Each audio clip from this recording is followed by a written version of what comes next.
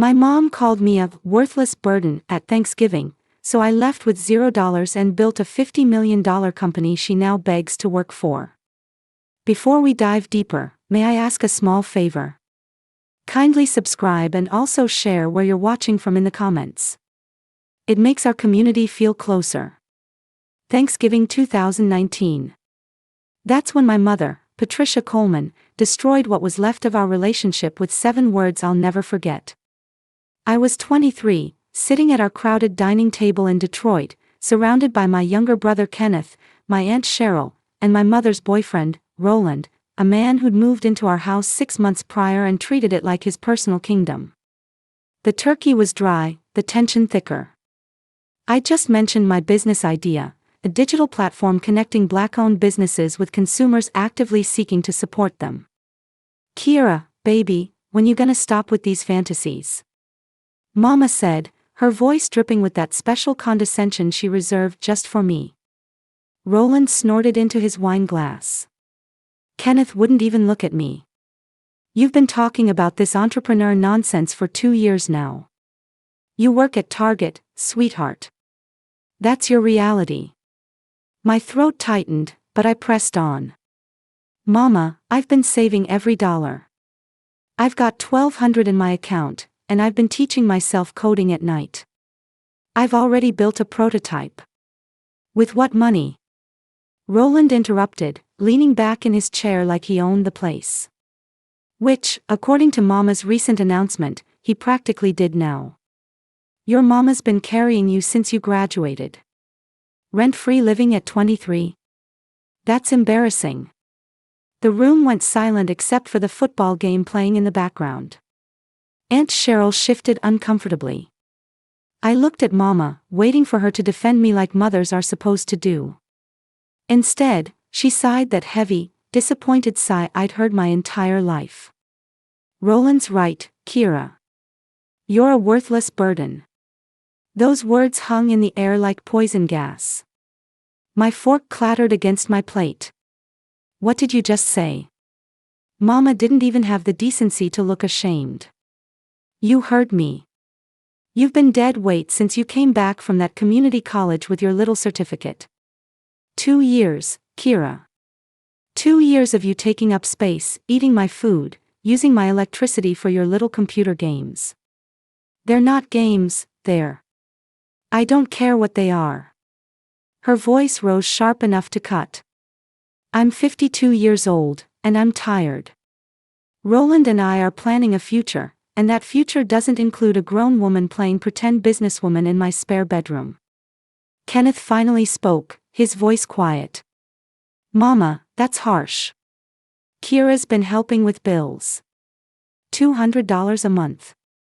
Roland laughed, actually laughed. "That doesn't even cover the groceries she eats.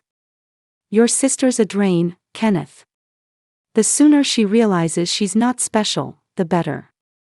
I turned to Aunt Cheryl, my mother's younger sister, the one who used to sneak me books about entrepreneurs when I was young. She wouldn't meet my eyes. The betrayal cut deeper than Mama's words. "So what are you saying exactly?"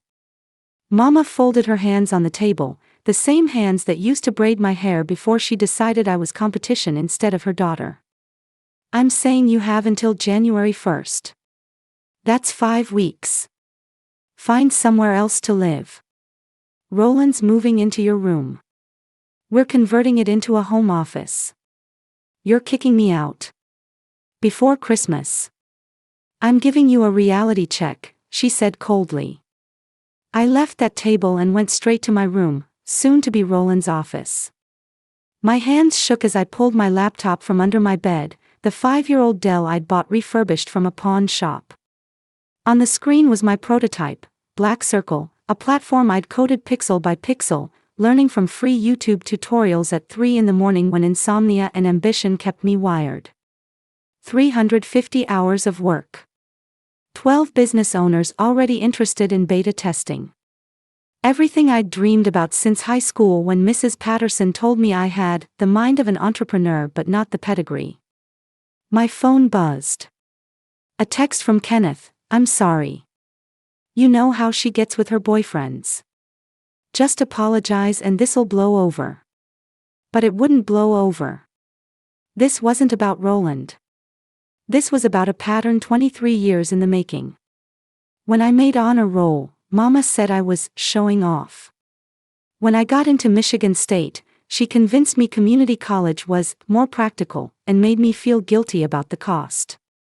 When I won a coding scholarship, she asked if I thought I was better than everyone else now. Every achievement became ammunition for her resentment. I opened my banking app, $1,247.63. Everything I had. I'd been saving for business incorporation fees, a decent computer, maybe a small marketing budget. Now it had to become my survival fund. The door opened without knocking.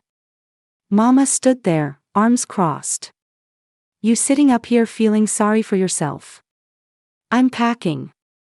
Her eyebrows rose. It's not January yet. I'm not staying somewhere I'm called worthless. My voice cracked but held. I'm leaving tonight. Tonight? And go where, exactly? I don't know yet, but anywhere's better than here. I yanked my old duffel bag from the closet, the same one I'd used for overnight trips that stopped happening when Mama decided vacations were wastes of money, except when she went to Miami with Roland last month. I started throwing clothes inside, not folding, not caring. Jeans. Sweaters. The professional blouses I'd bought from Goodwill for job interviews. You're being dramatic, Mama said, but something flickered across her face. Not regret, Mama didn't do regret. Calculation, maybe. I gave you 5 weeks. You're really gonna throw that back in my face?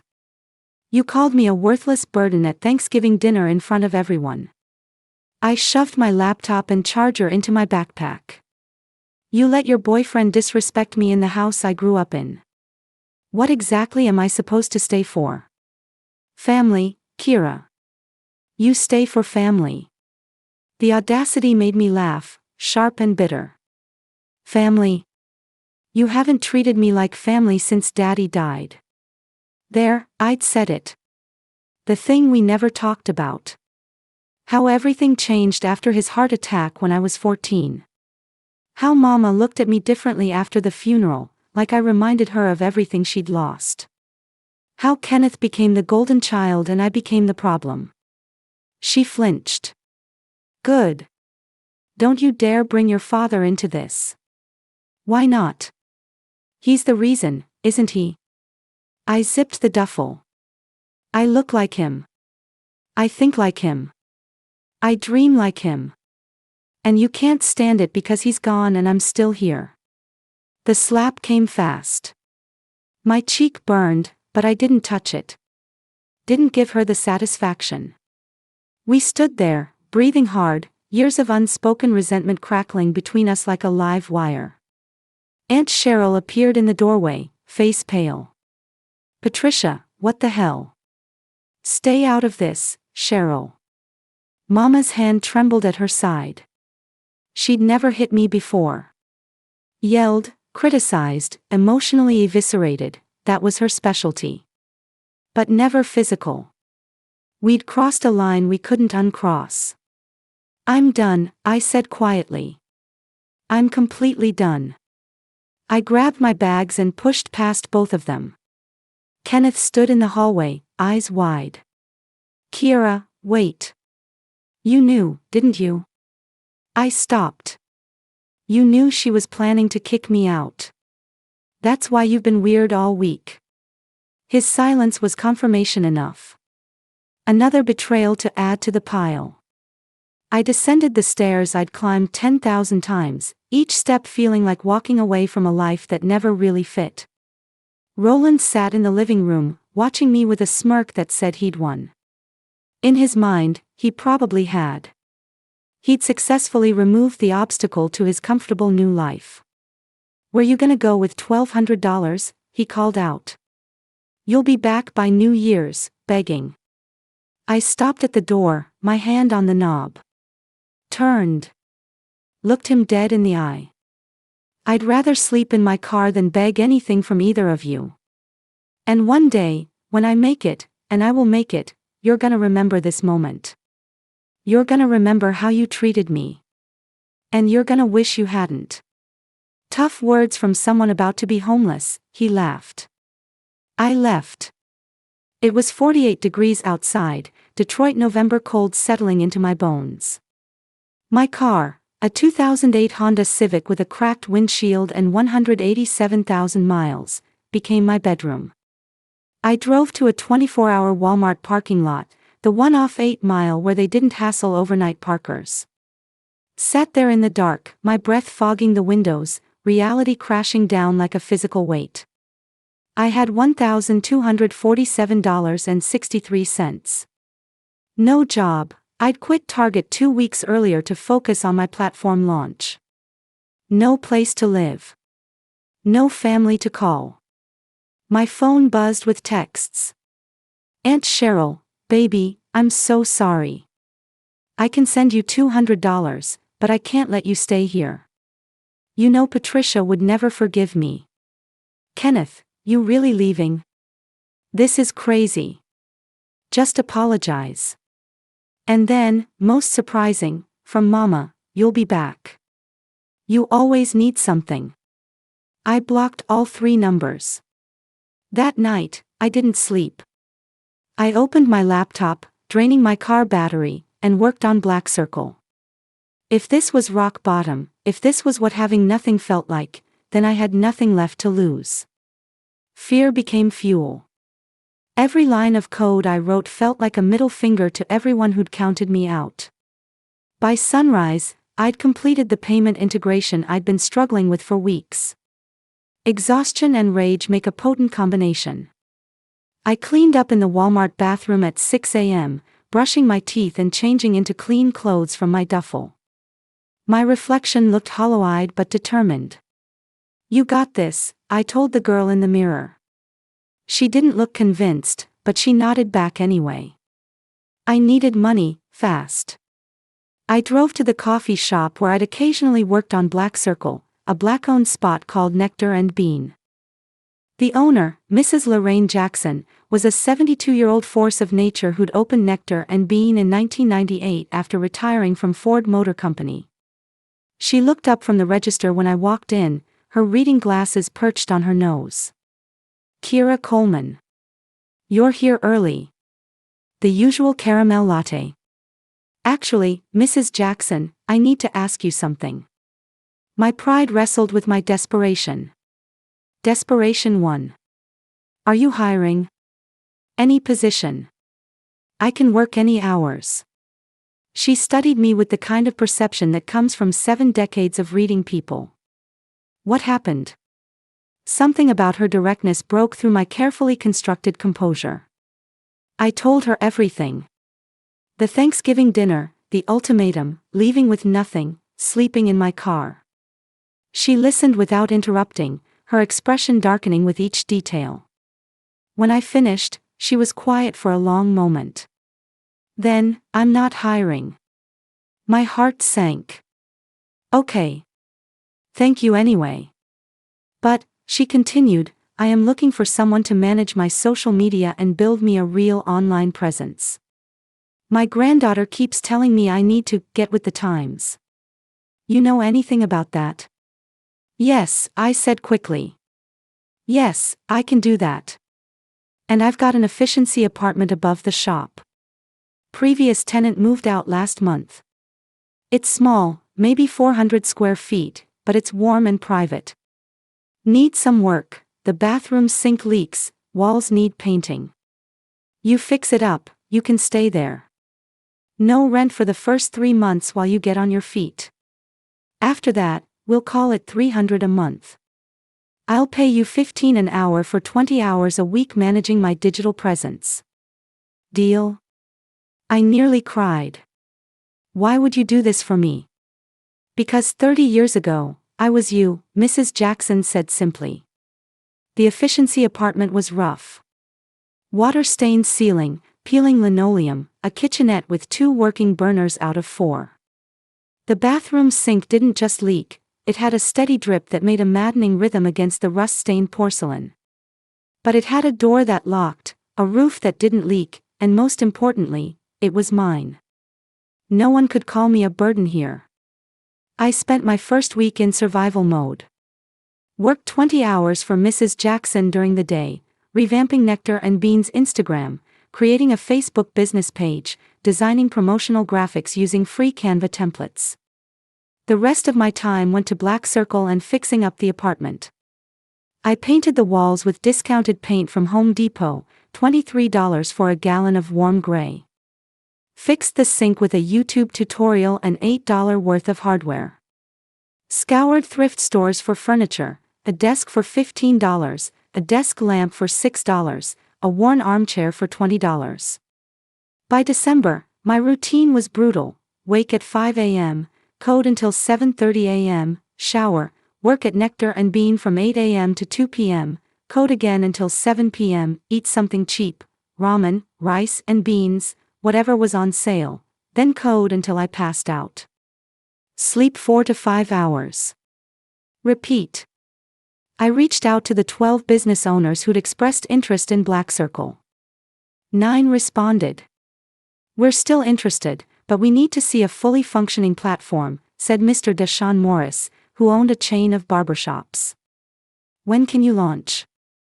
"January 15th, I promised, pulling a deadline from thin air.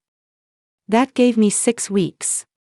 6 weeks to build something professional enough to charge money for. The pressure should have crushed me. Instead, it crystallized my focus into something laser-sharp. But I needed help. I couldn't do this alone, not at the scale I envisioned. I posted in online coding forums, Black entrepreneur groups, university Discord servers. Looking for a technical co-founder.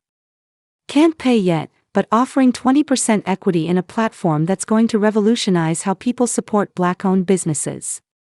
Most responses were skeptical or outright dismissive.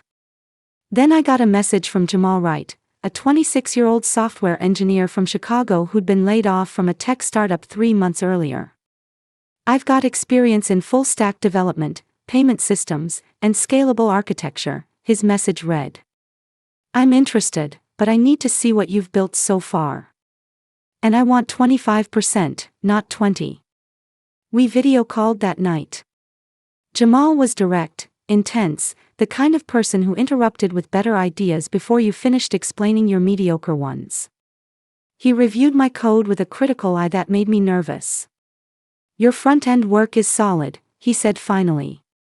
"Your back-end architecture needs serious work. You're gonna have scaling issues by the time you hit 1,000 users.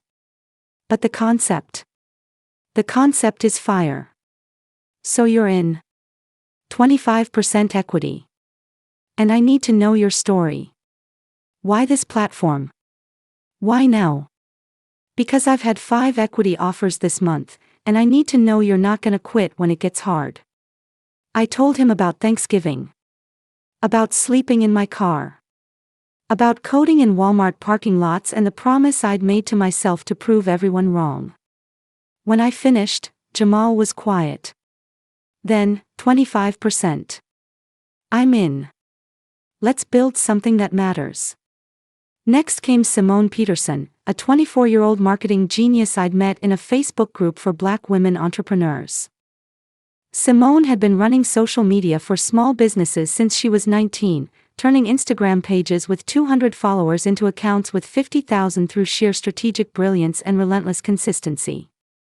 She was based in Atlanta, spoke a mile a minute, and had a laugh that could light up a room even through a video call. "Okay, so here's the thing," she said during our second conversation. "I love this idea. Love it.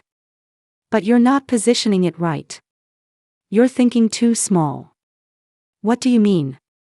"You're marketing this as a directory. A way to find Black-owned businesses.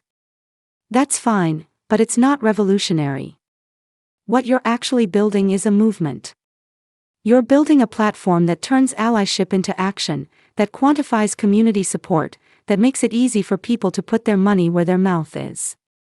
That's the story. That's what goes viral. She was right. I knew she was right. I can't pay you either. Not yet. 15% equity. And I want creative control over all marketing decisions. Done. By January 10, 2020, we had a functioning platform. Not perfect, there were bugs, the user interface could be smoother, the payment processing occasionally lagged, but it worked. It was real. Jamal had rebuilt the entire back-end architecture. Simone had created a marketing strategy that made my amateur attempts look like children's drawings. I'd poured every dollar I had left, $347.82, into hosting fees and domain registration. January 15th, launch day. We'd convinced 37 Black-owned businesses to create profiles. We'd built an email list of 400 people through grassroots outreach. Simone had scheduled posts across every social media platform. At midnight, we went live. By 8 a.m., we had 52 user signups. By noon, 218. By 5 p.m., we'd crashed. What happened? I panicked on our group call. We're being hugged to death, Jamal said, somehow managing to sound stressed and thrilled simultaneously. Jamal worked for 18 straight hours to get our servers stable. By the time we were back online, we had 1,847 people trying to access Black Circle, and our social media mentions had exploded. Simone's marketing genius had paid off. She'd targeted the platform toward people who'd participated in the protests and conversations around supporting Black businesses but didn't know where to start. We made it easy. We made it accessible. We made it matter. 1 month after launch, we had 12,000 users and 340 business profiles. 2 months in, those numbers jumped to 47,000 users and 890 businesses. By April 2020, when the pandemic shut down the world and everything went virtual, Black Circle became essential. We weren't just a platform anymore, we were a lifeline for Black-owned businesses struggling to survive.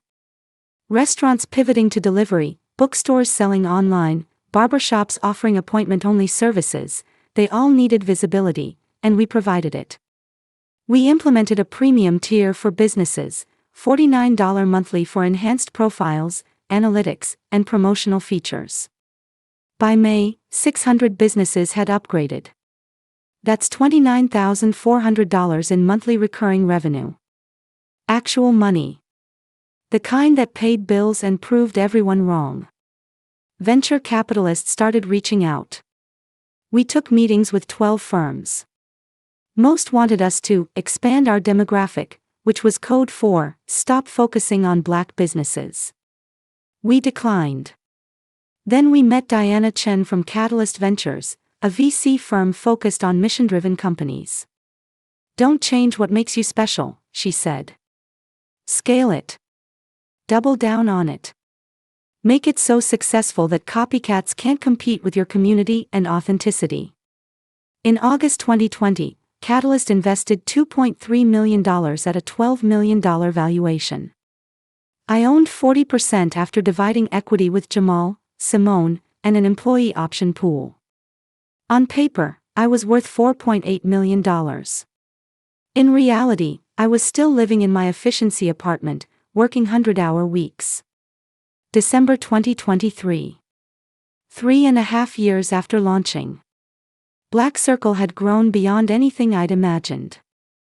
We had 2.7 million users, 47,000 business profiles across all 50 states, and annual revenue of $67 million.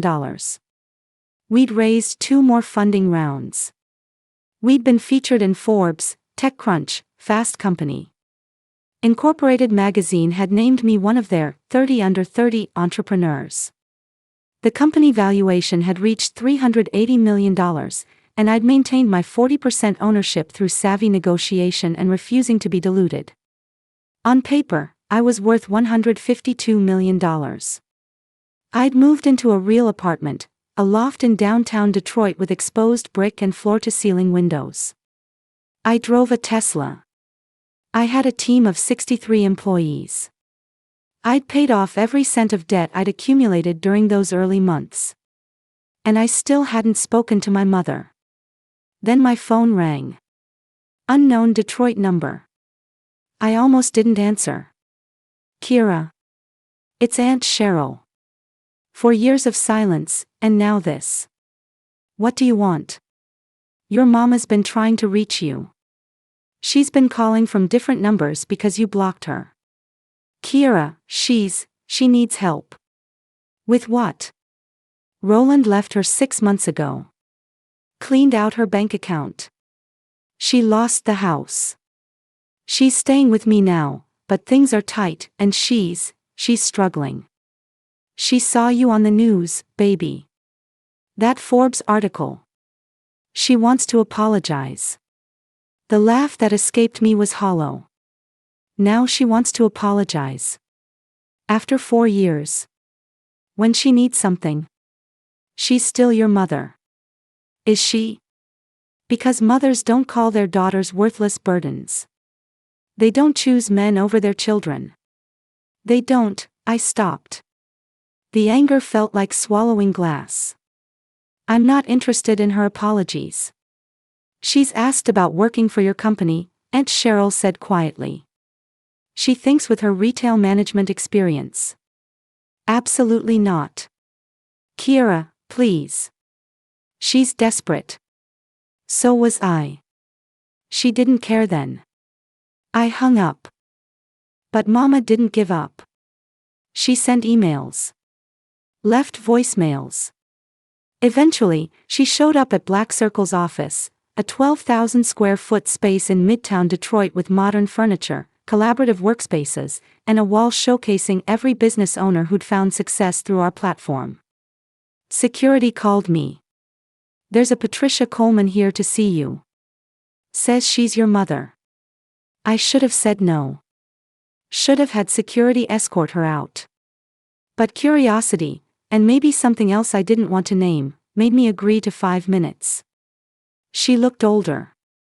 Tired. The designer clothes she used to favor had been replaced with Target basics. Her hair, always immaculate, needed a touch-up. 4 years had not been kind to her. Kira, she breathed. Look at this place. Look at what you've built. I'm so. Don't. My voice was ice. Don't you dare say you're proud. You don't get to be proud of something you tried to destroy. I was wrong. I was so wrong about everything. I let Roland poison me against you. I was bitter about your father, about my life, and I took it out on you when you were just trying to live your dreams. Please. I'm asking for forgiveness. And maybe a job. I saw you're hiring for a retail partnership coordinator. You're asking me for a job. The audacity stole my breath. You called me a worthless burden. You chose a man who stole from you over your own daughter. You let me leave with nothing. And now, because your life fell apart and mine didn't, you want me to save you? Tears rolled down her face. Real ones, I think. I know I don't deserve anything from you. But I'm your mother, Kira. That has to count for something. I stood. Looked her in the eyes. You're right. It should count for something. That's why this hurts. No, Mama. I won't hire you. I won't send money. I won't rebuild a relationship you spent 23 years destroying. You taught me I was a burden. So I'm relieving you of that burden permanently. I walked her to the elevator. Pressed the button. But I'll tell you something. Every success, every milestone, every Forbes article and funding round, it all happened because you made me believe I had nothing to lose. You gave me the fuel I needed by being exactly who you were. So in a twisted way, thank you. The elevator doors closed on her devastated face. I returned to my office, sat at my desk, and got back to work. Building. Growing. Proving every single day that I was never the burden she claimed I was. Outside my window, Detroit stretched out before me, the city where I'd lost everything and built something extraordinary from the ashes. My phone buzzed with a notification. Black Circle had just secured a partnership with a major retail chain. We'd be integrated into their point-of-sale systems nationwide. Another win. Another step forward. And this time, I'd done it completely on my own terms. The girl who left with $1,247 and a dream had become the woman who built a $380 million company from nothing but code, determination, and the unshakable belief that she was worth everything her mother said she wasn't. Some families are born. Some are chosen. Mine was built from the ground up, one employee, one user, one supported business at a time. And that family would never call me a burden.